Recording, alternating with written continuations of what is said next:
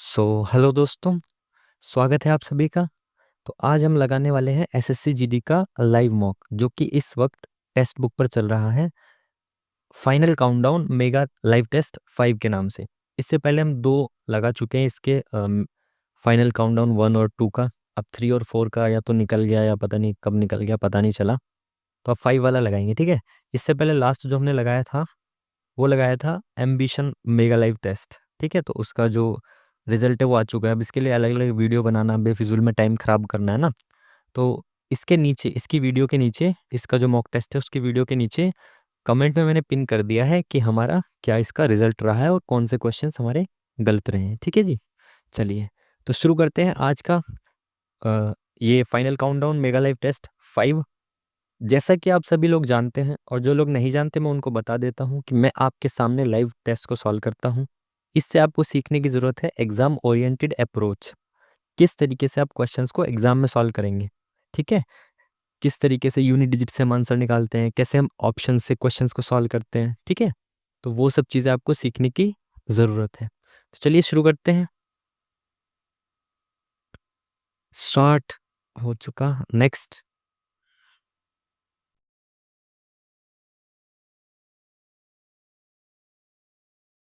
चलिए रीजनिंग से शुरू करते हैं, ठीक है जी। चलिए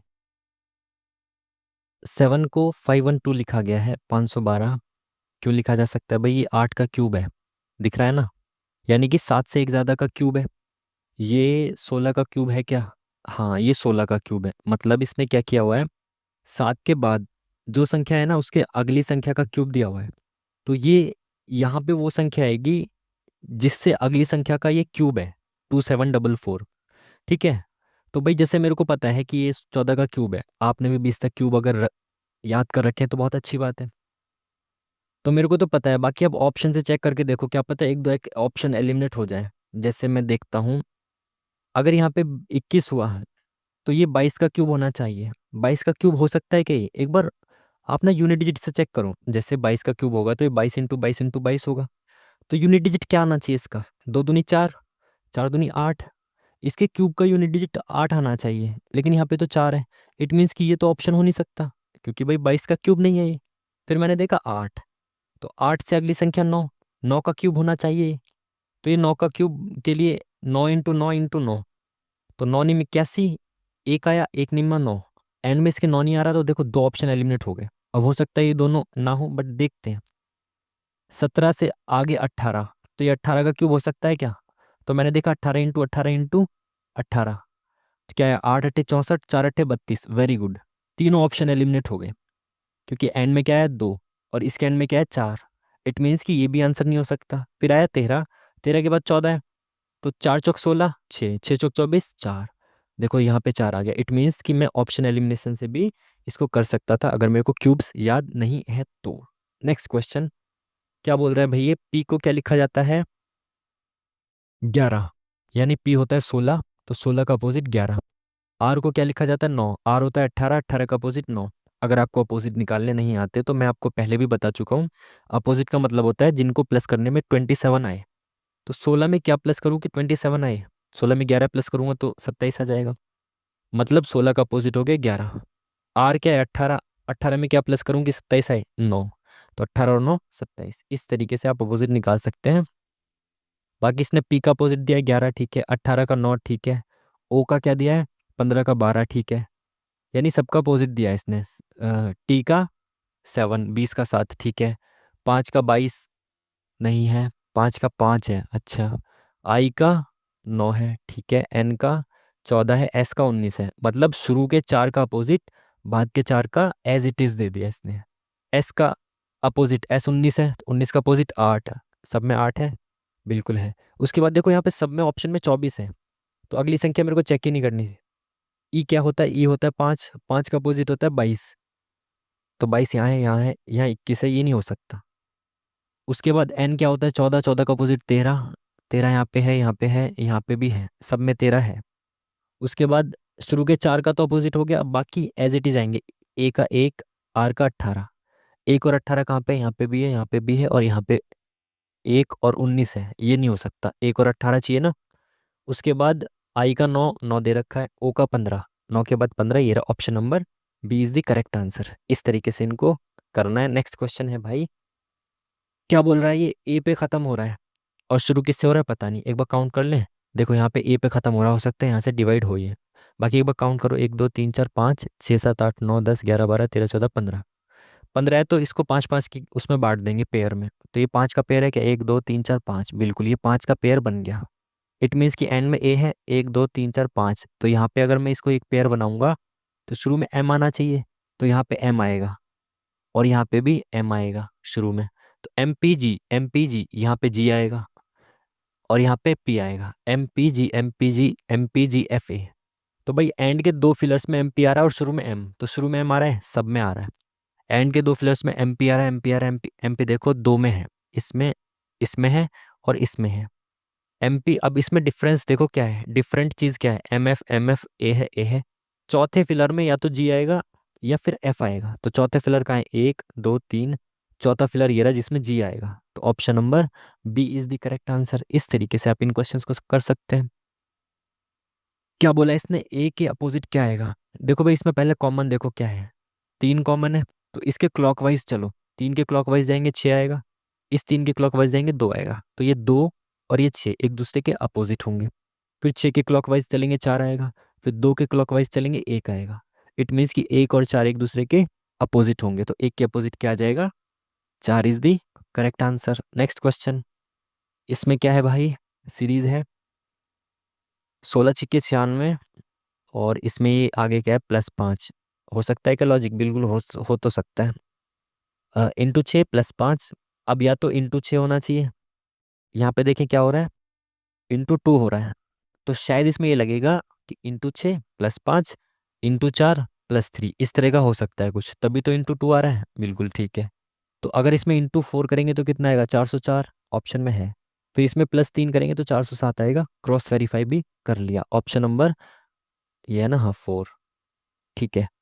नेक्स्ट क्वेश्चन, इसमें इसको ये लिखा जाता है, इसको देखो तो देखने से पता चल रहा है इसने ना पजल कर दिया, इनको आगे पीछे कर दिया। ए डबल एस को आगे कर दिया है और यू एम ई को इस तरीके से लिख दिया है। ए डबल एस को पहले आगे करना है, मतलब एन डबल ई को सबसे एंड में करना है, एन डबल ई इसमें नहीं है तो ये तो नहीं होगा। इसके बाद इसने इसको कैसे किया है, पहले वाले को पहले, सेकंड लास्ट को फिर सेकंड में और यू को ऐसे। तो इसमें ई पहले आ जाएगा, एल फिर डी। ई एल डी कहाँ पे, ई एल डी इसमें ऑप्शन नंबर 4 में। Option number 4 is the correct answer. Next question, इसमें क्या है भाई, 6 से 78 है। 6 से 78 का कुछ हो रहा है क्या, 6 कम 6, 6 3 18 इंटू 6 इंटू 3 सॉरी 1 3 मतलब 13, 12 6 72 इंटू 6 18 का नहीं है मल्टीपल, ये भी नहीं है। तो कुछ और लॉजिक लगेगा इसमें, लॉजिक क्या लगेगा फिर, ये 6 है, ये 12 है, ये 18 है, ये 24 है। 6 दूनी 12, 6 3 18, 6 चौक 24, 6 पंजे 30 आना चाहिए। बट इसमें एक सीरीज है, पहले वाले बॉक्स में फिर दूसरे, फिर पहले फिर दूसरे। अब पहले बॉक्स में 30 आना चाहिए, पहले बॉक्स में 30, पहले बॉक्स में 30, नीचे है क्या 30, इन दोनों में नहीं है तो ये दोनों तो गलत हो गए। पहले पहले ऑप्शन में आना चाहिए ना, पहले बॉक्स में 30 आना चाहिए। तो इन दोनों में से एक होगा। अब नीचे का क्या लॉजिक है भाई, 78 से 72 -6 -12, हाँ -6 -12 और फिर 60 से 48 में -18, 6 बार 18। अब इसमें से -24 करेंगे तो क्या आएगा, -24 करेंगे तो आएगा अपना 18। Option number 1 is the correct answer. 12 में से 8 गया 4, 3 से गया, नहीं नहीं नहीं नहीं गलत गलत, 18 नहीं आएगा 24 आएगा। 42 में से 18 गया, 12 में से 8 गया 4, 3 से गया 2, हाँ अभी गलत आंसर टिक कर देते हैं हम। Option number B is the correct answer. Next है भाई आपका डिक्शनरी का। डिक्शनरी का क्वेश्चन ऑप्शन से करते हैं, या तो पहले 4 आएगा या 3 आएगा। तो 4 और 3 में से देख लो कि पहले क्या आना चाहिए। मैंने देखा 4 और 3 में से, तो ओ है, ई है, एन के बाद ओ पहले आता है या ई पहले आता है, ई पहले आता है तो पहले आएगा 4। ठीक है, 3 नहीं आ सकता। अब या तो 5 आएगा पहले या 2 आएगा। ठीक है, तो 5 और 2 में से देखो पहले कौन आएगा, N O C N O M. तो एम पहले आएगा या सी पहले आएगा, सी पहले आएगा। तो 5 पहले आएगा, 2 नहीं आएगा। अब यहाँ पे 2 है, यहाँ पे भी 2 है, यहाँ 3 है, यहाँ 1 है। तो 3 और 1 में से देखो पहले कौन सा आएगा, ये 3 है ये 1 है।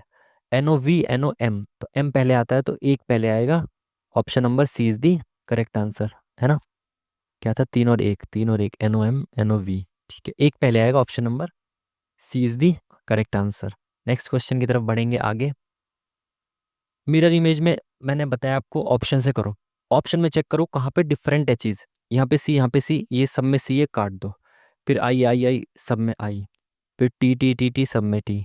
यहाँ पे ओ, यहाँ 8, यहाँ 8, यहाँ ए 8 8 ओ। अब ये देखना है हमें, यहाँ से चल रहे हैं हम ये। इसके सामने सी यहाँ से आता है ना ये। 1 2 3 4, चौथे स्थान पे ओ है या 8 है, ये देखना है। तो 1 2 3 4, चौथे स्थान पे 8 आएगा, तो ये नहीं हो सकता और ये भी नहीं हो सकता। अब 8 के बाद एम, एम, यू और ए। सेकंड लास्ट से 1 2 3 4, लास्ट से चौथे स्थान पे क्या आएगा ये देखना है। तो लास्ट से 1 2 3 4 यू आएगा, तो ए नहीं आ सकता। Option number second is the correct answer. इस तरीके से आप इन क्वेश्चंस को ऑप्शन एलिमिनेशन से कर सकते हैं। नेक्स्ट, ऑड वन आउट छांटना है। फिर वही चीज़ मैं आपको कहता हूँ कि आप लास्ट के पेयर से चेक करना है पहले। बच्चे क्या करते हैं, पहले पेयर से चेक करते हैं और फिर उसमें पहले पेयर में कभी भी मोस्टली नहीं दिया होता, ठीक है। तो आप पहले क्या है, लास्ट वाले पेयर को चेक करना। 99% यहीं से मिलता है। BCDEF +4, GHIJKL +5, VWXYZ +4, LMNOP +4। तो +5 इसमें है, बाकी सब में इनमें +4 दे रखा है। तो ये ऑड वन आउट हो गया, ऑप्शन नंबर बी। ये आ गया आपका सिलोजिज्म। सिलोजिज्म, सिलोजिज्म नहीं मतलब सिलोज्म का। सभी सभी कंप्यूटर डेस्कटॉप है, कुछ कंप्यूटर लैपटॉप है। तो इस कुछ कंप्यूटर में से लैपटॉप भी है, कुछ लैपटॉप डेस्कटॉप है। कुछ लैपटॉप डेस्कटॉप है क्या? बिल्कुल है, ये रे ना। तो पहला वाला तो ठीक है। सभी डेस्कटॉप लैपटॉप हैं क्या? सभी डेस्कटॉप लैपटॉप नहीं, ये बाहर वाले भी तो हैं, तो ये तो गलत हो गया। Only one conclusion follows. Only one कहाँ है भाई? नीचे। नेक्स्ट, इसमें नंबर भी है, अल्फ़ाबेट भी है। तो पहले अल्फ़ाबेट्स को देख लो। ए से F +5, F से 6 5 11, 11 और 5 16, 16 5 21 आएगा। तो TU, पहले यू आना चाहिए, तो ऑप्शन नंबर सेकंड कट हो गया। ओ से देखो, TOPQRST, 15 5 20, 20 5 25, 25 26 4, 4 5 9। तो एंड में आई आएगा, तो ये भी खत्म। बीच में क्या आएगा ये देखना है। यहाँ पे 12 है, यहाँ पे 16 है, +4, 16 +6 22, 22 +6, पहले +4 प्लस फिर +6 फिर +6। ये तो कोई लॉजिक नहीं बना ना। 1 9 5, एक सेकेंड, ये 11, हाँ ये स्क्वायर्स दे रखे हैं, ठीक है ठीक है। ये स्क्वायर है, ये स्क्वायर है 11 का, ये 13 का, ये 15 का, ये 17 का। अब 19 का स्क्वायर आएगा। ये दो ऑप्शन कट गए थे ना हमारे। हाँ, तो 19 का स्क्वायर कहाँ पे है? यहाँ पे 361। Option number fourth is correct answer. Malaria मच्छर से होता है, तो प्लेग किससे होता है? चूहे के काटने से होता है प्लेग। नेक्स्ट क्वेश्चन, 7 व्यक्ति हैं, सीधी पंक्ति में उत्तर की ओर खड़े हैं मुंह करके, ठीक है जी। यू वी के ठीक बाएं खड़ा है। यू वी के ठीक बाएं है, यू वी के ठीक बाएं यू। आर वी के बाएं से पांचवें स्थान पे है। आर वी के बाएं से पांचवें स्थान पे, 1 2 3 4 5, पांचवें पे आर आ गया। आर पी और टी के ठीक आसन्न बैठा है। पी और टी के बगल में है आर। तो या तो यहाँ पे पी होगा, यहाँ टी होगा, या यहाँ पे पी होगा, यहाँ पे टी होगा, ठीक है। अब क्या बोला इसने? एस आर के दाएं से तीसरे स्थान पे है। एस आर के दाएं से 1 2 3, यहाँ पे एस है। पूछा क्या है? क्यू के ठीक दाएं कौन बैठेगा? क्यू के ठीक, अच्छा अच्छा, यहाँ पे पी या टी बैठेगा, यहाँ पे भी पी या टी बैठेगा। 1 2 3 4 5 6 7, 7 हो गए, तो बीच में जो जगह बची वहां तो क्यू ही बैठेगा ना। तो क्यू के जस्ट दाएं कौन बैठा है? एस बैठा है, option number C. Next question relation का आ गया। आर माइनस ये आर पी का संबंध, आर से पी का बताना है। तो R minus S, A minus B, A B की माता है, तो आर माता है किसकी? एस की माता है, तो माइनस S/V, ए बी की पुत्री है। तो एस क्या है? पुत्री है, तो इनका कोई पति होगा। कौन है? ए बी की पुत्री है, एस पुत्री है वी की, तो वी पति होंगे इनके, इनकी पुत्री है ये। V + R, तो V + P, sorry V + P, ए प्लस बी का मतलब ए बी का पिता है, तो वी पिता है पी का, तो पी इनकी संतान है। पूछा आर का पी से क्या कनेक्शन है। पी के पिता की पत्नी मतलब माता हो गई ना उनकी। Option number D is the correct answer. Next question. सात मित्र आ गए भाई। वृत्ताकार मेज की ओर चारों ओर बैठे हैं और केंद्र की ओर मुख करके बैठे हैं, बस इतना जान लिया। अब बना दिया हमने ये सात मित्रों के लिए। एक, दो, तीन, चार, पाँच, छ, सात। पी और आर एन के पड़ोसी हैं। एन के पड़ोसी हैं पी आर, तो एन बीच में होगा, पी आर इसके आगे पीछे होंगे, मतलब दाएं बाएं होंगे। पता नहीं कौन दाएं होगा कौन बाएं, आगे देखते हैं एक बार। एस एन के बाएं से दूसरे स्थान पर बैठा है। अब ठीक है, अगर यहाँ पे एन है तो एस एन के बाएं से दूसरे स्थान पे एस यहाँ बैठा है। ओ आर और क्यू के बीच में बैठा है। ओ आर और क्यू के बीच में बैठा है, तो अब यहाँ पे देखते हैं। पहले क्या कहा था इसने, पी और आर एन के पड़ोसी हैं। पी और आर एन के पड़ोसी हैं। या तो पी यहाँ पे होगा या तो पी यहाँ पे होगा,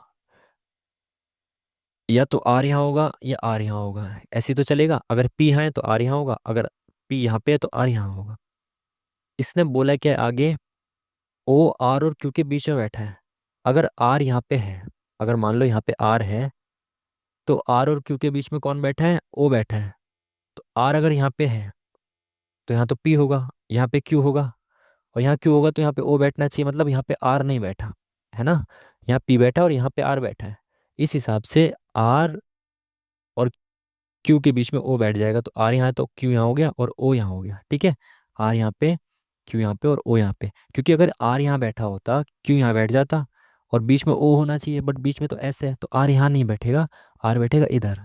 अब क्या बोला इसने, ओ के दाएं से दूसरे स्थान पे, ओ ये रहा, इसके दाएं से दूसरे स्थान पे कौन बैठेगा, जो अभी तक नहीं बैठा। बाकी सब लोग बैठ गए, कौन नहीं बैठा, कौन नहीं बैठा, एम नहीं बैठा। तो option number one is the correct answer. Next क्या बोल रहा है, ये वाली आकृति इनमें से किस में है। तो पहले क्रॉस को देखते हैं, क्रॉस है क्या किसी में। तो क्रॉस तो दिख ही नहीं रहा किसी में। दी गई आकृति, अच्छा शायद आकृति का नाम क्रॉस रख रखा हो। इसको देखो तो ये ऐसे करके ऐसे बनाना है गोले के अंदर।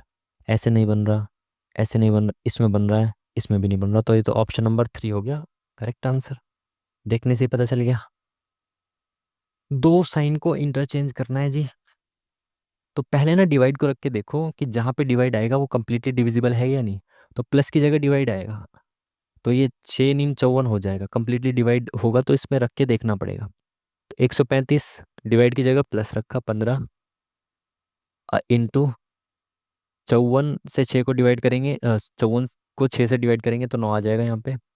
प्लस की जगह डिवाइड रखना है ना, तो -18 बराबर कितना है, 252। 135 प्लस 15 निम्न 135, 135 और 135 कितने हो गए, 270। 270 में से 18 के कितने बचे, 50 और 2 52। तो ऑप्शन नंबर वन ही आपका करेक्ट हो गया। ये तो किस्मत आपकी बिल्कुल अच्छी है, पहले ही ऑप्शन में आंसर है। एक लड़की की तस्वीर की ओर इशारा करते हुए सुमन ने कहा कि वह मेरे, इसको डायरेक्ट बना लिया करो नहीं तो कन्फ्यूजन होती है। मैं सुमन हूँ, मतलब मैं नहीं, मतलब जो बोल रहा है वो। ठीक है, वह मेरे भाई के पिता की पुत्री है। मेरा कोई भाई है, ये मेरा भाई है। उसके कोई पिता है, ये उसके पिता हैं। हम्म, पिता की क्या है, आ, पिता की पुत्री है। तो पिता की पुत्री सुमन हो सकती है या फिर और कोई अलग पुत्री हो सकती है इनकी। तो लड़की सुमन से या तो खुद होगी या सुमन की बहन होगी। और इसने बोला है कि स्वयं वो खुद की तस्वीर तो नहीं है, तो सुमन नहीं होगी, उसकी बहन होगी वो। Option number C is the correct answer. Next question 20 number. इसने बोला है भाई, दो तो साइन को चेंज करना है और दो अंकों को चेंज करना है, 6 और 3 को। ठीक है, कई बार ना संख्या बोलता है तो उसमें ध्यान रखना है, पूरी संख्या चेंज करते हैं। अब अंकों को चेंज करना है इनको। तो माइनस की जगह प्लस, प्लस की जगह माइनस लगा के देखो। पहले ये देखो कि डिवाइड हो जाएगा क्या, 6 की जगह 3 आएगा, तो 2/3, 3 से 3 कट जाएगा, हो जाएगा। एक बार चेक करके देखते हैं। 7 माइनस की जगह प्लस, 3 की जगह 6 आएगा, और इंटू 2 डिवाइडेड बाय 6 की जगह 3 आएगा, प्लस की जगह माइनस आएगा, 4 की जगह 4 बराबर 17 है क्या। ये 3 दूनी 6, 2 दूनी 4, 7 4 11, 11 में से 4 गया 7, ये 17 दे रखा है, तो ये तो नहीं होगा पहला ऑप्शन। सेकंड ऑप्शन हो सकता है क्या, 8 इंटू 3, सीधा 24 लिखते हैं ना इसको। 8 इंटू, नहीं नहीं नहीं नहीं नहीं नहीं, 3 की जगह तो 6 रखना है ना। 8×6 = 48, अरे लिख ही देते हैं। 3 की जगह 6, माइनस की जगह प्लस, 6 की जगह 3, प्लस की जगह माइनस, 4 की जगह 4, और नीचे 2 है, तो 2 दूनी 4 हो गया ये, बराबर 49 है क्या? ये 6×8 = 48, 3 में से 2 गया 1, 48 और 1 49, option number B is the correct answer. Put कर दिया इसमें तो ये सेटिस्फाई कर गया। नेक्स्ट अब मैथ्स को देखते हैं। मैथ्स में क्या है भाई, 560 छात्र हैं, लड़के और लड़कियों का अनुपात ये दे रखा है। 40 और लड़कों को स्कूल में दाखिला दिया जाए तो लड़के और लड़कियों का नया अनुपात क्या होगा? टोटल स्टूडेंट्स 560 है, लेकिन रेशियो के हिसाब से क्या है, 13 लड़के और 15 लड़कियां हैं, तो रेशियो के हिसाब से टोटल स्टूडेंट्स कितने बन रहे हैं? 15 और 13 28, 20 और 8 28। रेशियो के हिसाब से 28 हैं टोटल स्टूडेंट्स, जिसमें से 13 लड़के 15 लड़कियां। एक्चुअली में कितने हैं? 560। तो 28 रेशियो की वैल्यू 560 है, तो एक रेशियो की वैल्यू कितनी होगी? 28×2 = 56 20। एक रेशियो की वैल्यू 20 है, तो 13 रेशियो की कितनी होगी? 13×2 = 26 260। और 15 की कितनी होगी? 15×2 = 30 300। इसने क्या बोला है कि 40 और लड़के, तो शुरू में लड़के हैं तो 40 और लड़के शामिल कर लिए गए, तो रेशियो कितना हो जाएगा? ये 300 हो गया, ये भी 300, 1:1 आ गया। Option number B is the correct answer. Next question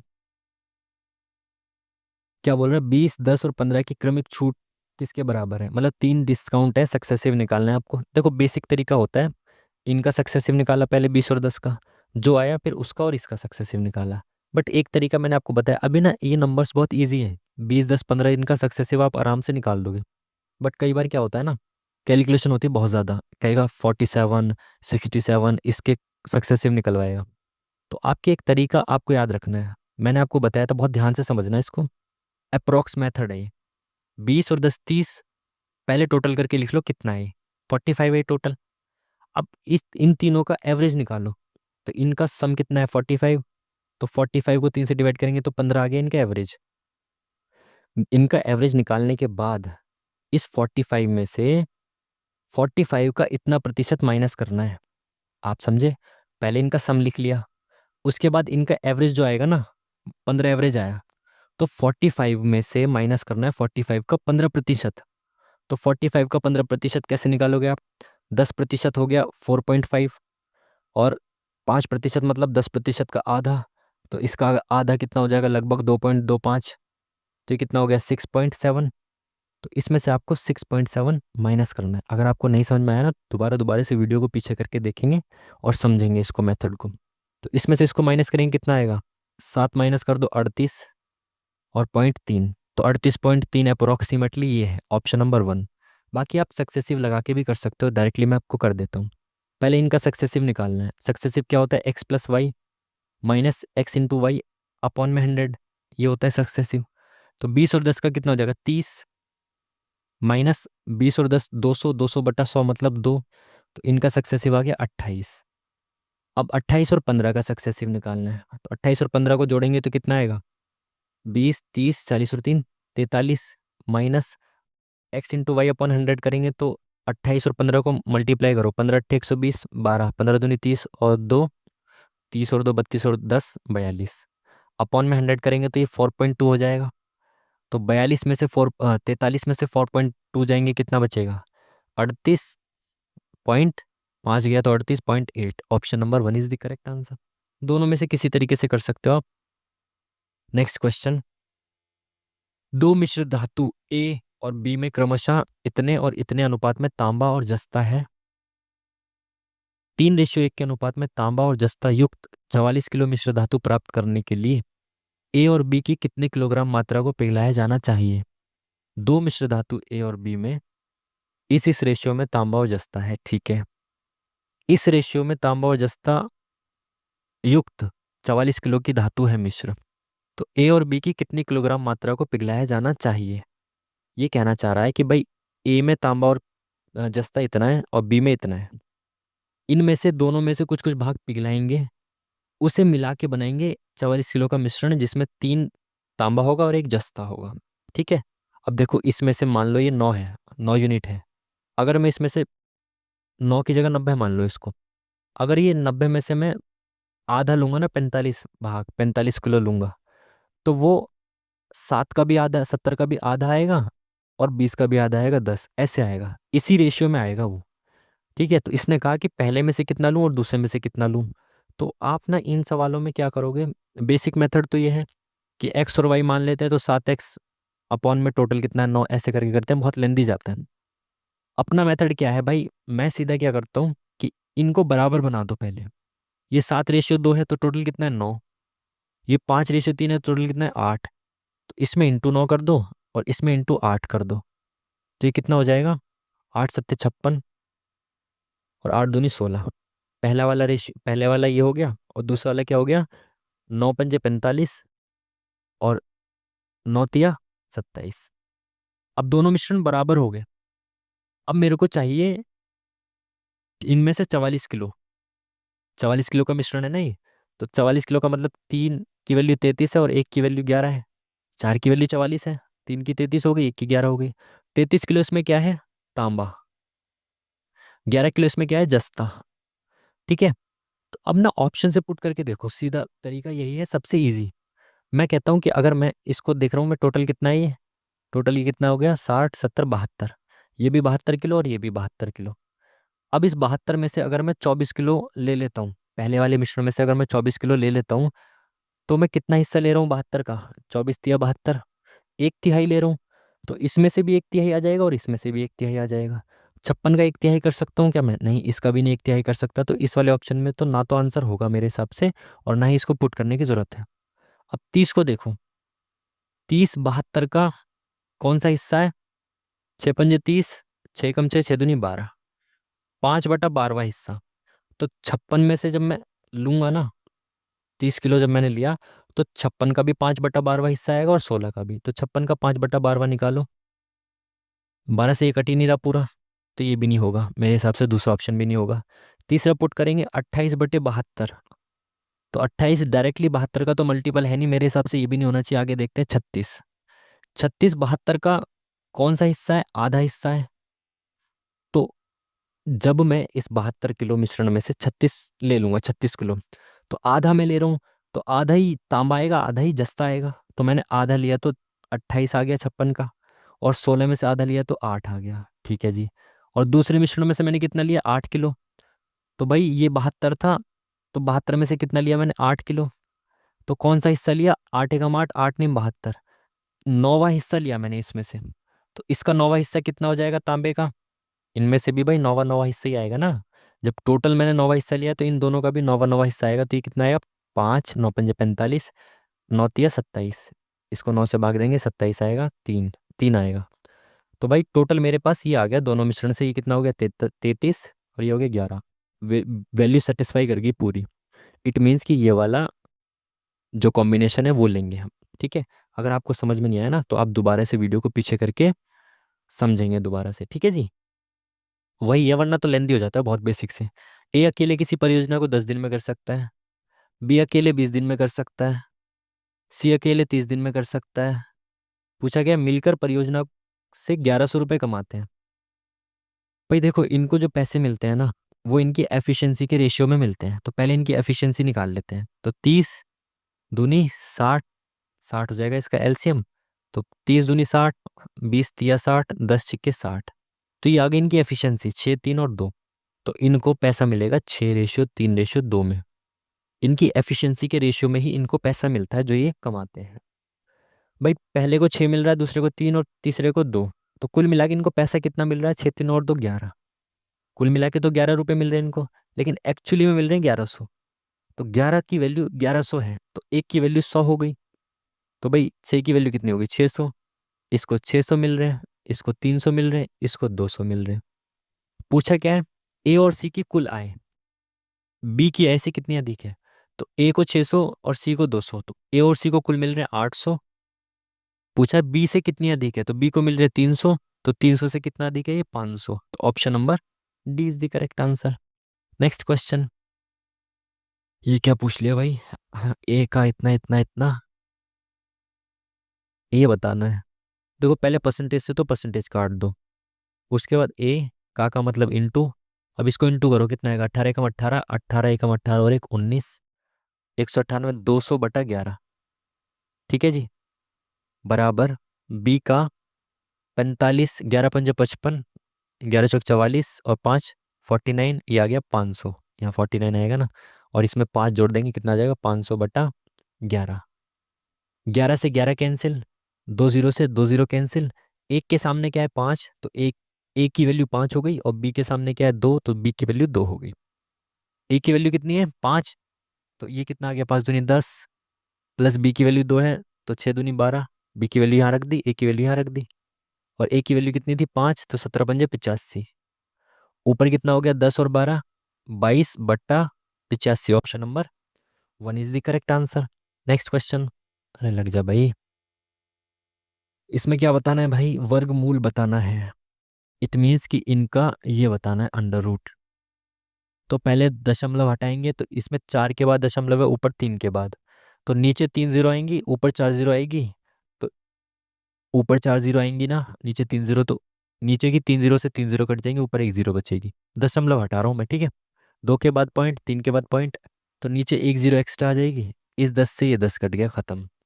वैसे भी 2 2 के बाद ही पॉइंट है, तो पॉइंट को आप देखो ही मत, ठीक है जी। अब इनका पहले रूट से बाहर निकाल लो इसको, 81 को रूट से बाहर निकालेंगे तो ये 9 हो जाएगा, है ना, √81 = 9 ही तो होता है। ऐसे सबको रूट से बाहर निकाल लो, तो नीचे 8 आ गया। ये 484 किसका स्क्वायर होता है 22 का, 625 किसका होता है 25 का, इंटू 5, सॉरी, इंटू 5, और नीचे 11, इनको काटो, 5 एकम 5, 5 पंजे 25, 11 एकम 11, 11 दूनी 22, क्या बचा, 2 एकम 2, 2 चौक 8, और कुछ बचा क्या इसमें, ये तो अलग से था ना, सब कट गया ना, तो 9/20 बचा। तो 2 से एक बार काट दिया, 2 एकम 2, 2 चौक 8, और 2 पंजे 10, 1 0 और बच गई, तो एक के बाद और पॉइंट बढ़ जाएगा, तो 0.45, option number 1 is the correct answer. Next question. इसने क्या बोला, व्यापारी ने 25,000 रुपये में आलू और प्याज की एक खेप खरीदी। उसने आलू को 30% लाभ पर, प्याज को 10% की हानि पर, कुल मिला के 20% का लाभ हुआ। आलू के लिए कितना भुगतान किया। एलिगेशन लगा दो सिंपल, ऐसे क्वेश्चन हमने पहले भी किए ना भाई। आलू को उसने बेचा 30% के लाभ पर, मतलब 130% पे, और प्याज को हानि पे 10% की, मतलब 90% पे बेचा। ओवरऑल 20% का लाभ, मतलब ओवरऑल उसको मिला 120। इसमें से ये गया कितना बचा 10, इसमें से ये गया, ऐसे ही करते हैं ना एलिगेशन में, एक में से इसमें, फिर इसमें से इसमें घटाते हैं। 120 में से गया 30, इनका रेशियो कितना आ गया 3:1।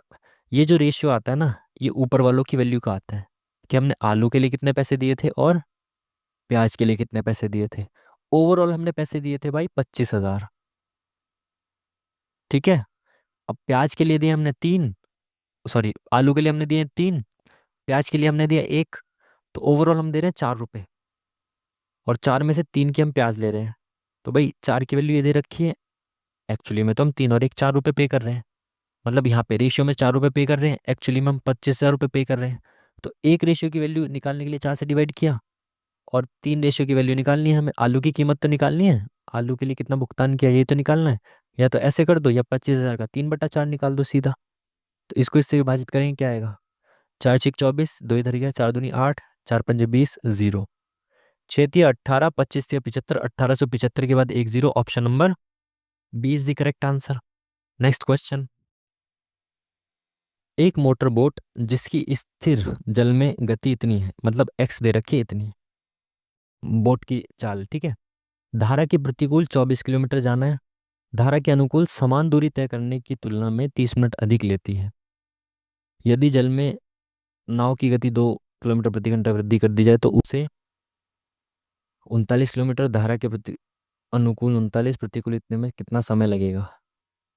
मोटर बोट जिसकी स्थिर जल में गति 20 किलोमीटर प्रति घंटा है, एक्स दे रखी है, धारा के प्रतिकूल अपस्ट्रीम 24 किलोमीटर जाने में, धारा के अनुकूल समान दूरी, मतलब जितना वो अपस्ट्रीम जा रही है उतना ही डाउनस्ट्रीम जाएगी, मतलब अनुकूल जाएगी, 24 किलोमीटर ही अनुकूल जाएगी, तय करने में 30 मिनट अधिक लगते हैं। देखो, एक होता है डाउनस्ट्रीम, नीचे आते हैं, एक होता है अपस्ट्रीम।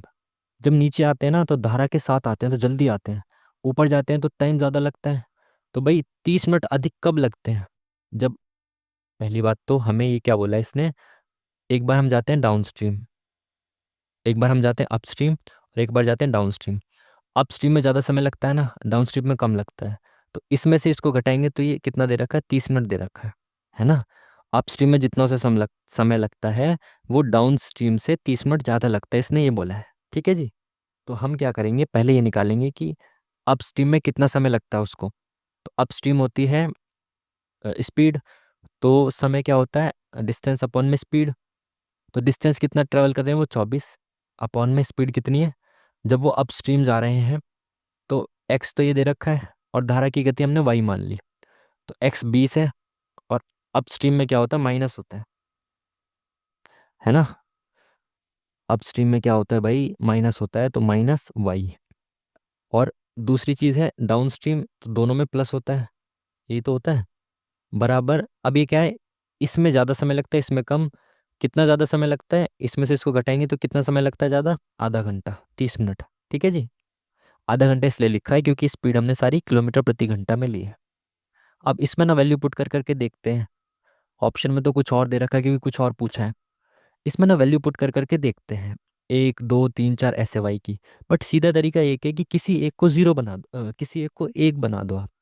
अगर यहाँ ऊपर 24 है, नीचे भी 24 आ जाए तो मज़ा आ जाए, एक बन जाएगा। तो यहाँ 20 है, यहाँ 4 अगर मैं रख दूँ वाई की वैल्यू, और मोस्टली क्या होता है ना, वही वाई की वैल्यू आती है जो इन दोनों को डिवाइड करने पर एक जब बनता है ना। अगर वाई की वैल्यू 4 रखने पे एक बन गया तो वाई की वैल्यू 4 ही आती है मोस्ट ऑफ द केसेस में। बाकी रख के देखो, 4 आ गया यहाँ पे, 24 हो गया ये, तो ये आ गया एक माइनस। यहाँ पे 4 रखें तो ये कितना बन जाएगा, 24/16, मतलब 8 दूनी 16, 8 तिया 24। तो 3/2 में से एक गया, कितना बचा, 3 में से 2 गया, एक, 1/2, 1/2 बराबर 1/2, सेटिस्फाई कर गया ना। इट मीन्स कि वाई की वैल्यू, एक्स की वैल्यू कितनी दे रखी है, ये एक्स की वैल्यू दे रखी है, तो वाई की वैल्यू कितनी आ गई हमारी, 4। पूछा क्या है, स्थिर जल में नाव की गति 2 बढ़ा दो। तो जो नाव की गति 20 दे रखी है उसको हमने कितना कर देना है, 22 कर देना है। ठीक है जी, 22 कर देना है। तो उसे अनुकूल 39 किलोमीटर जाना है, प्रतिकूल इतना जाना है, कि समय कितना लगेगा। धारा के अनुकूल जाएगा, तो समय पूछा तो समय बराबर होता है दूरी बटे में चाल। धारा के अनुकूल चाल क्या होती है, x+y, मतलब 22 और 4 26, प्लस धारा के प्रतिकूल कितना जाना है, 30 किलोमीटर। प्रतिकूल में चाल क्या होती है, माइनस होती है, x-y, तो 22 में से 4 गया 18। अब ये 13 दूनी 26, 13 तिया 39, ये 6 तिया 18, 6 पंजे 30, यह है 3/2, यह है 5/3। क्रॉस मल्टीप्लाई कर दो ऐसे ऐसे, और नीचे की नीचे, 3 तिया 9, 5 दूनी 10, 10 और 9 19, नीचे आ गया 6। तो इनको समय लगेगा 6 तिया 18, 1/6, 3 घंटे, और 1/6 घंटे मतलब 10 मिनट। तो 3 घंटे 10 minute, option number B is the correct answer. काफ़ी समय हो गया इसमें, आगे बढ़ते हैं। किसी यात्रा का एक तिहाई भाग इतने की स्पीड से, एक चौथाई इतने की स्पीड से, शेष भाग इतने की स्पीड से, औसत गति बतानी है। तो भाई औसत गति होती है, एवरेज स्पीड होती है टोटल डिस्टेंस अपॉन में टोटल टाइम।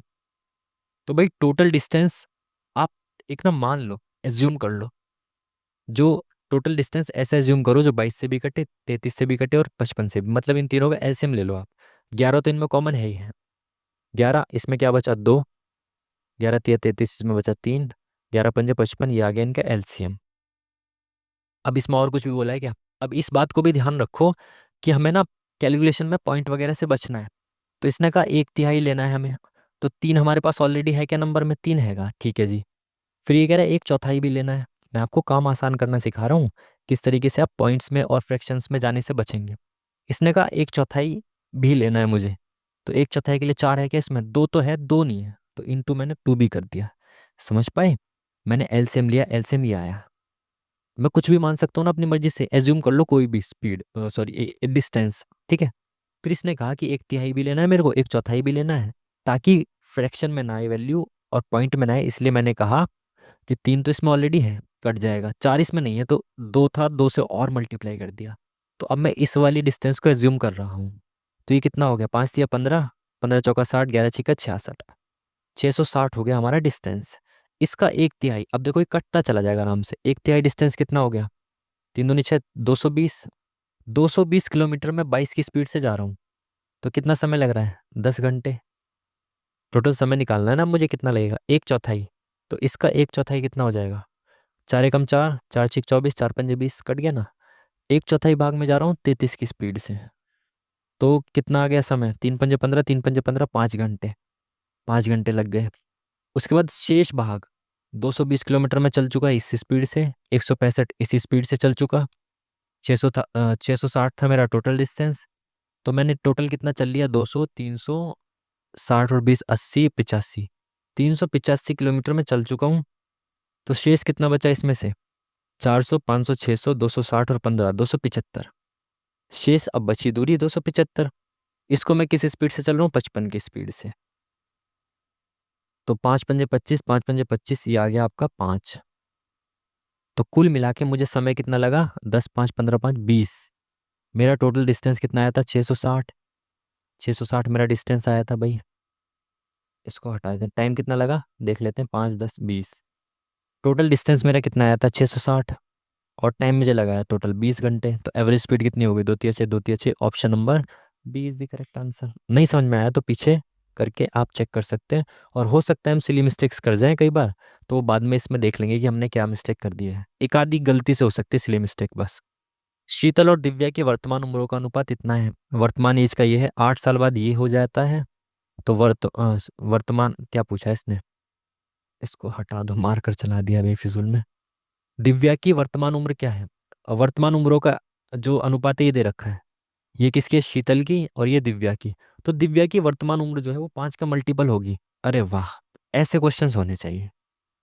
5 का मल्टीपल एक ही है ऑप्शन में बस। भाई रेशियो दे रखा है ना, शीतल और दिव्या की वर्तमान उम्र का रेशियो ये है। तो शीतल की उम्र तो 6 का मल्टीपल होगी और दिव्या की उम्र 5 का मल्टीपल होगी। तो 5 का मल्टीपल एक ही है ऑप्शन में बस। तो option number D is the correct answer. फालतू रखना ही नहीं, टाइम खराब ही नहीं करना है। Next question. टाइम जा रहा है भाई बहुत तेजी से। एक समलंब चतुर्भुज के आकार का पार्क है भाई। समलंब बना दिया हमने, ये समलंब हो गया। ठीक है जी।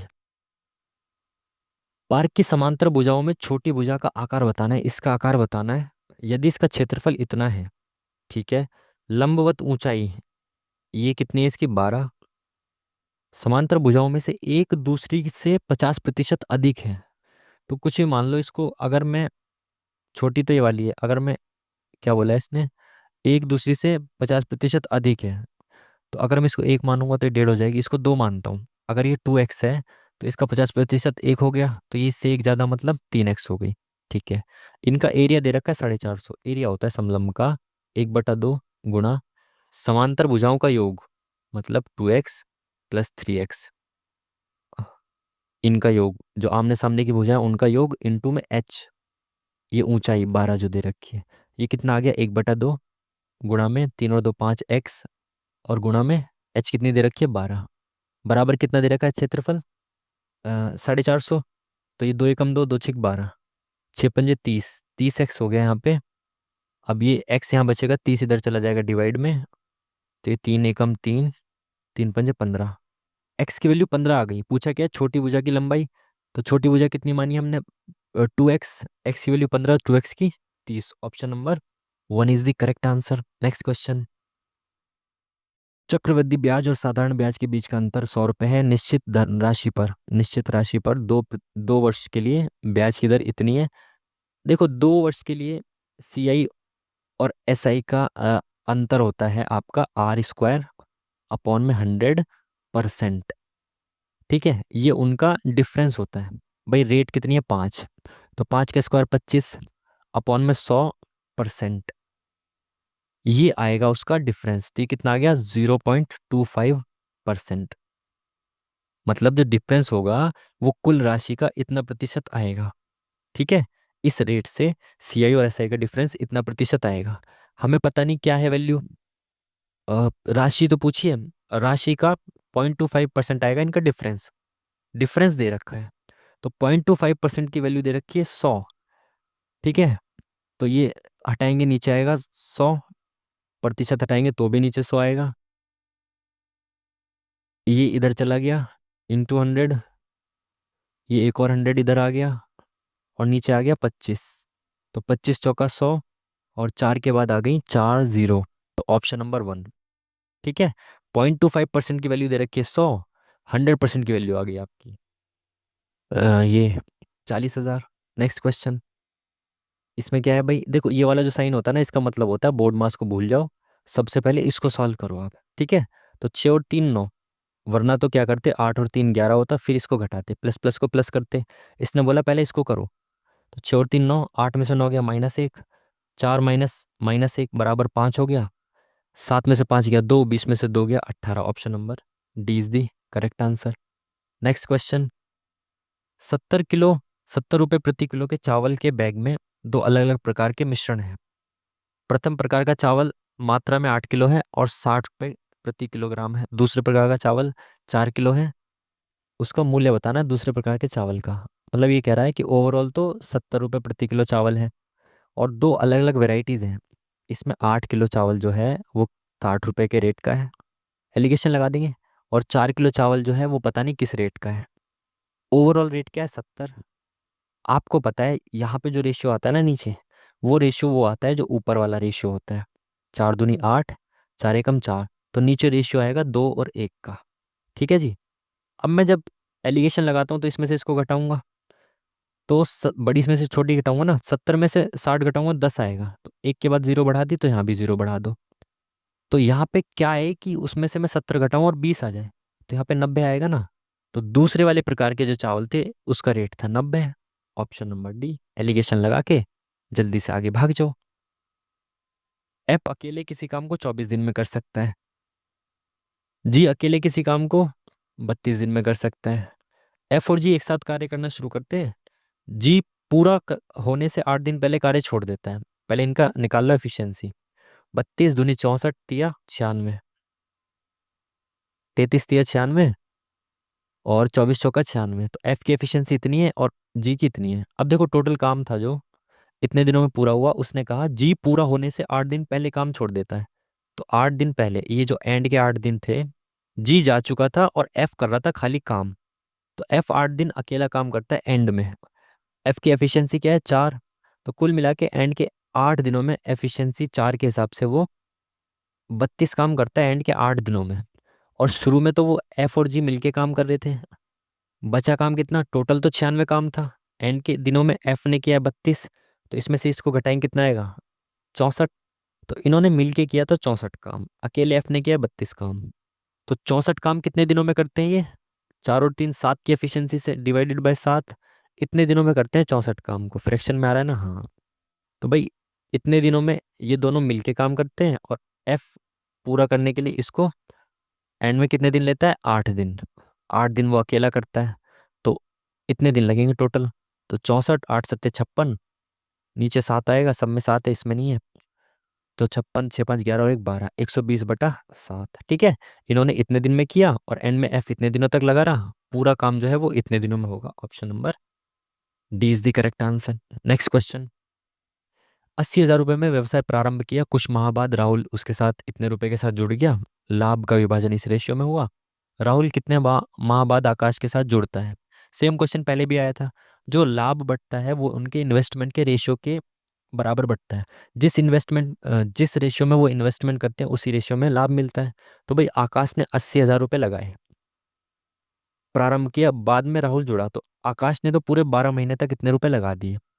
कुछ महीने बाद वो जुड़ा कौन, राहुल। राहुल ने 75,000 रुपये लगा के शुरू किया और कितने महीने तक किया पता नहीं, क्योंकि वो कुछ महीने बाद आया था।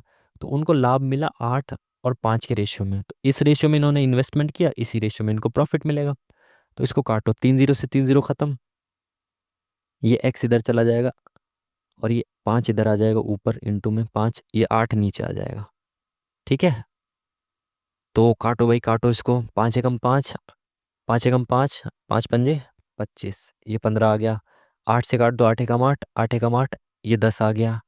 5 दिया 15, 5 दूनी 10, 3 एकम 3, 3 चौक 12, तो 4 दूनी 8। भाई 8 महीने के लिए उसने इन्वेस्टमेंट किया था, एक साल में से 8 महीने बाद 8 महीने तक उसने इन्वेस्टमेंट किया है। तो साल के 8 महीने उसने इन्वेस्टमेंट किया बाद में, तो शुरू के 4 महीने छोड़ दिया होगा उसने, तो वो 4 महीने बाद आया। Option number A. ये पूछा है ना उसने कितने महीने बाद आया, ये पूछा कितने महीने बाद आया, तो 4 महीने बाद आया, तभी तो उसने 8 महीने इन्वेस्टमेंट किया। तो option number one is the correct answer. Next, जल्दी जल्दी चलते हैं, टाइम हो रहा है। एलसीएम कितना है? 840। आपको पता है एलसीएम दे रखा है, एचसीएफ दे रखा है, एक संख्या दे रखी है, एलसीएम इंटू एचसीएफ बराबर होता है एक संख्या दूसरी संख्या। एलसीएम कितना दे रखा है? 840, गुणा में एचसीएफ 7 दे रखा है, ए की वैल्यू कितनी है? 56, गुणा में बी, ये इधर आ जाएगा नीचे 56, तो 7 एकम 7, 7 अट्ठे 56, 8 एकम 8, 8 एकम 8, 805, 8 पंजे 40, 105। Option number C is the correct answer. Next question, किसी बेलन की त्रिज्या दुगनी और ऊंचाई में 50% की कमी कर दी जाए तो आयतन में कितने प्रतिशत की वृद्धि होगी? सीधा ऑप्शन पुट कर करके देख लो भाई, बेलन का आयतन पूछा ना, तो आयतन होता है पाई आर स्क्वायर एच। तो भाई त्रिज्या दुगनी करनी है, ऊंचाई 50% कम करनी है, तो दो मान लो, इन दोनों को दो दो मान लिया मैंने। तो पाई की जगह पाई, आर दो माना तो दो दूनी चार, एच को भी दो माना तो ये कितना आ गया? 8। जब मैंने क्या किया, दूसरी दूसरी कंडीशन क्या थी? त्रिज्या दुगनी कर दी, तो दो की जगह चार कर दी, तो 4 का स्क्वायर। और ऊंचाई 50% कम कर दी, ऊंचाई मैंने दो मानी थी, 50% कम कर दी तो कितनी हो गई? एक हो गई। तो ये कितना हो गया? पाई तो रहेगा यहाँ पे, पाई आर स्क्वायर एच, तो ये हो गया 4 चौक 16 पाई। 8 पाई से 16 पाई हो गया, मतलब ये डबल हो गया, तो कितना परसेंट बढ़ गया? 100% बढ़ गया। इस तरीके से कोई भी वैल्यू पुट करके देख लिया करो, सेटिस्फाई करा के। चक्रवृद्धि ब्याज पर कोई राशि 10 वर्षों में दुगनी हो जाती है। ये बहुत बार आता है, मैंने आपको समझाया। दो गुना कब हो जाती है? 10 वर्षों में। वो पूछ रहा है स्वयं की 16 गुनी कब हो जाएगी। भाई कितने गुना करना है? 16 गुना। इसको दो की पावर में बदलो, दो गुना दे रखा है, इतने में हो जाता है। 16 जो दो की पावर कितना है? दो की पावर 4 है, 16। दो की जितनी पावर आती है ना, उसको टाइम में मल्टीप्लाई कर देते हैं, तो वो टाइम आ जाता है 40। अगर ये पूछता 8 गुनी कब हो जाएगी, तो दो की पावर 3, 10 या 30, 30 सालों में आठ, 8 गुनी हो जाती। 16 गुनी कितनी में हो जाएगी? 40 में। क्यों? दो की पावर कितनी है? 16, 4। तो 4 से मल्टीप्लाई कर दिया। Option number C is the correct answer. Next question, Anil क्या कर रहा है भाई? 45 किलोमीटर प्रति घंटे की स्पीड से कार्यालय जाता है, 30 की स्पीड से घर वापस आता है, उसे कुल 39 घंटे लगते हैं। दूरी बतानी है। देखो भाई, डिस्टेंस तो बराबर होगा ना, पहले मतलब बराबर मतलब सेम डिस्टेंस होगा। पहले 35 की स्पीड से, फिर 30 की स्पीड से। जब डिस्टेंस सेम होता है तो टाइम और स्पीड का रेशियो उल्टा होता है। स्पीड पहले कितनी है उसकी? 35, और फिर कितनी है? 30। इनका रेशियो कितना है? 5 7 35 और 5 6 30। स्पीड का रेशियो 7 और 6, तो टाइम का रेशियो उल्टा होगा। इस स्पीड से उसको 6 टाइम लगेगा और इस स्पीड से 7 लगेगा। ओवरऑल टाइम कितना दे रखा है? 39, तो 7 6 13 लग रहा है यहाँ पे ओवरऑल।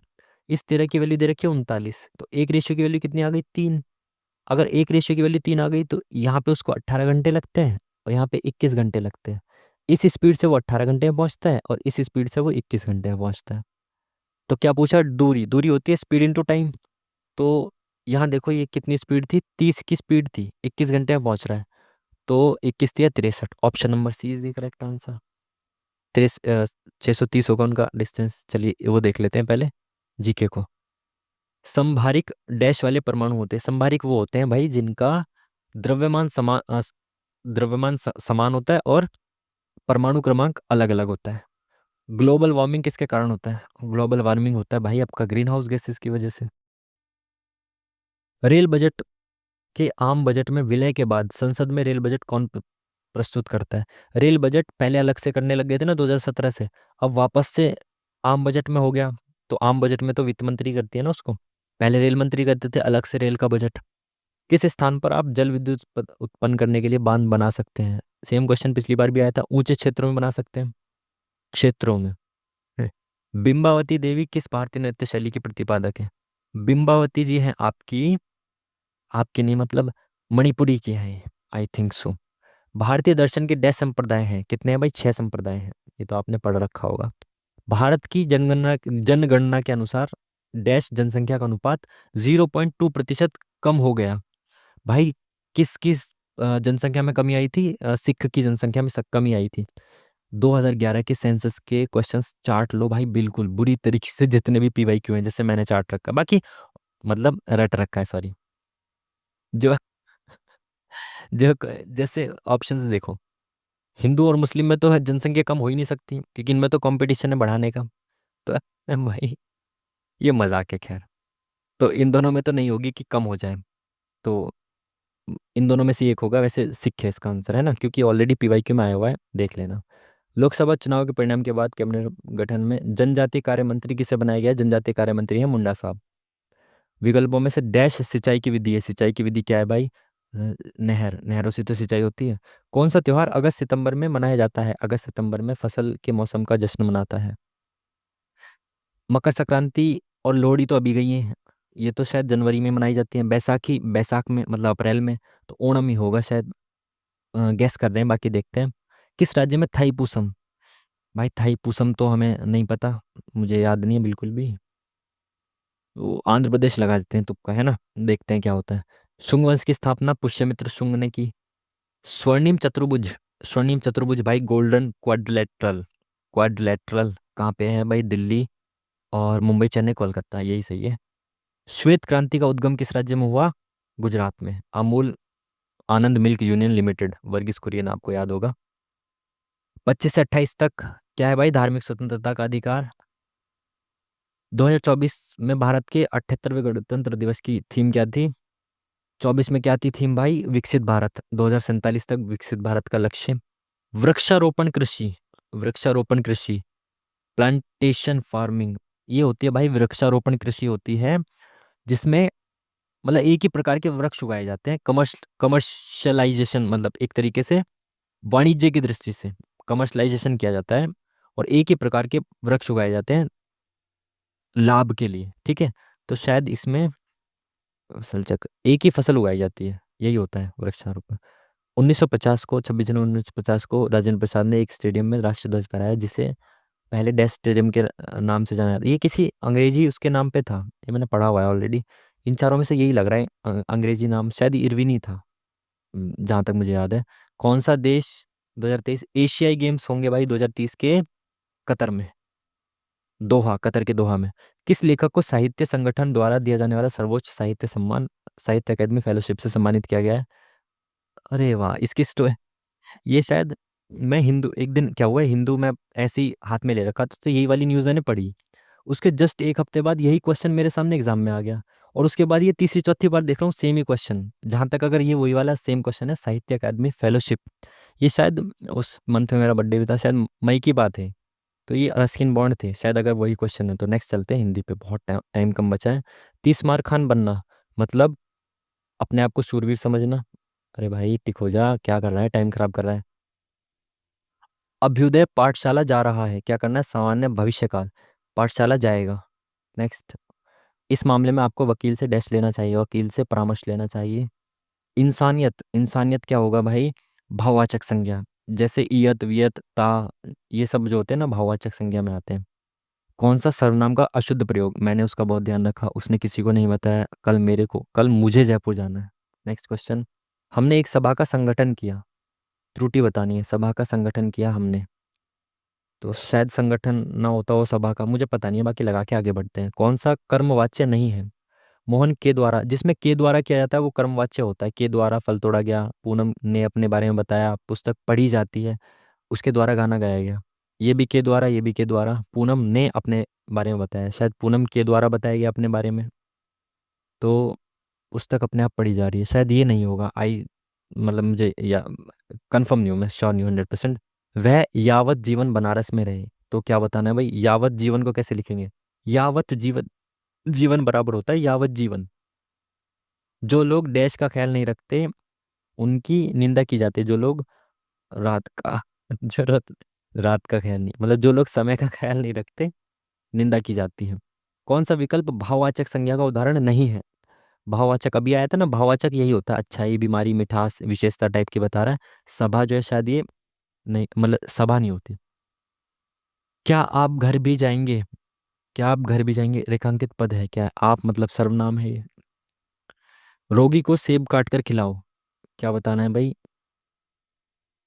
कि इसमें क्या आएगा रोगी की जगह? रोगी से रोगी को सेब काट कर खिलाओ, सही तो है, कोई बदलाव की जरूरत नहीं है। एक अनार 100 बीमार, मतलब हमारे को अनार खाने देना चाहिए, थक गया। एक वस्तु के लिए अनेक। अक्षदा उपवन में टहलने गई थी, उपयुक्त वाक्य को संदिग्ध वर्तमान काल का प्रयोग कर पुनः लिखिए। संदिग्ध वर्तमान काल मतलब पता नहीं, टहलने गई, टहल रही थी, टहलने गई, टहलने गई होगी, ये संदिग्ध वर्तमान काल, जैसे हम कहते हैं ना पता नहीं कहाँ गया, वहां गया होगा। शायद विद्युत आज घर आ जाए, भविष्य काल का प्रयोग करना है, आएगा। आएगा, विद्युत आज घर आएगा। अरे तेरी इतना बड़ा पैसेज। मानव जीवन की कितनी मूलभूत आवश्यकता है भारतीय प्रजनन देश के अनुसार? भारतीय सभ्यता 5,000 वर्ष पुरानी, इसलिए हमारे समय जटिल है। मानव जीवन की 3 मूलभूत आवश्यकताएं हैं, 3। सभ्यता कितने वर्ष पुरानी है तो रहा? लगभग 5,000 वर्ष पुरानी है। वर्तमान युग कैसा है? पढ़ो भाई पढ़ो जल्दी से। क्षमता, वर्तमान युग में अरे वाह, शुरू में दे रखे हैं सारे। वर्तमान युग में मशीनीकरण का युग है। वर्तमान युग मशीनीकरण का युग है। गद्यांश का उपयुक्त शीर्षक, अरे क्या दे रखा है इसमें, इतना दर्शकता है और गंदी बस्तियां, समस्या, समस्या विशिष्ट केंद्र अध्ययन, भयंकर सामाजिक समस्या, बौद्धिक विकास, सामाजिक महंगाई आदि, भतीजावाद, सामाजिक विषमता, सामाजिक ज़्यादा दे रखा है इसमें, शायद ये हो सामाजिक समस्याएं। हमारे देश के अंदर कौन सी भयंकर सामाजिक समस्या है? अभी तो यहाँ था सामाजिक समस्या, भयंकर सामाजिक समस्या, निर्धनता और अशिक्षा। निर्धनता और अशिक्षा नहीं है तो क्या है भाई? अंधविश्वास और रूढ़िवादिता, हमारे देश की अंधविश्वास और अंधविश्वास हैगा। ऑप्शन ठीक है। लो जी, समय से पहले खत्म। हम देख लेते हैं इसमें हमने कोई सवाल छोड़ा था क्या? नहीं, सारे कर दिए। तो भाई चीता बन गए हो आप। सारे क्वेश्चंस हो चुके हैं ऑलमोस्ट। हिंदी में भी सारे कर दिए हैं। 18 सेकंड, 15 सेकंड, 16, 14 जो भी है। सबमिट कर देंगे टाइम से पहले ही? कर देते हैं, चीता बन जाते हैं। नेक्स्ट नेक्स्ट हमारा क्या है भाई? क्या रहा इसका रिजल्ट हमारा? 151। तो इसमें हमारे आए 151 मार्क्स। 4 हमने गलती कर दी है इसमें भाई। लेट्स सी क्या गलती की है, देखेंगे। 4 गलत हो गए, ज़्यादा गलत हो गए आई थिंक। तो 151 मार्क्स आए हैं इसमें। कम लग रहे हैं मुझे तो, क्योंकि गलतियां शायद इसमें हुई हैं। अब लेट्स सी क्या होता है, क्या रहता है इसका रिजल्ट। हो, 4 ज़्यादा गलत हो गए मेरे हिसाब से। बाकी जो भी है सामने आपका ये रहा रिजल्ट हमारा। और एग्ज़ाम्स चल रहे हैं आपके, आपने मॉक दिया, उसका एनालिसिस करें बढ़िया से। एग्ज़ाम आपके चल रहे हैं तो मॉक लगाते रहिए बढ़िया से, और एनालिसिस करते रहिए उसका अच्छे से, और रिवीजन करते रहिए, ठीक है। बढ़िया से मॉक लगाते रहिए, बिना फालतू अब कोई टाइम ख़राब नहीं करेंगे। आपने पूरा सॉल्यूशन देखा, आपको कुछ हेल्प मिली होगी तो आपने वीडियो को पूरा देखा। Thank you very much. मिलते हैं आपसे नेक्स्ट वीडियो में, तब तक के लिए थैंक यू वेरी मच, नमस्कार।